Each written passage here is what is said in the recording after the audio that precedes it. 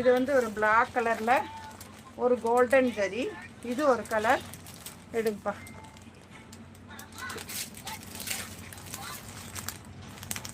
இந்த லைன் பூரா இதுதானே? ஆமாம். சேம். இது வந்து பாட்டில் கிரீன். வைங்க. அப்புறம் இது ஒரு கலர். அதுக்கு நோட்டுக்காகவும் காமிச்சல. போடாதீங்க, அப்புறமா போட்டுக்கலாம். ஓகேவா?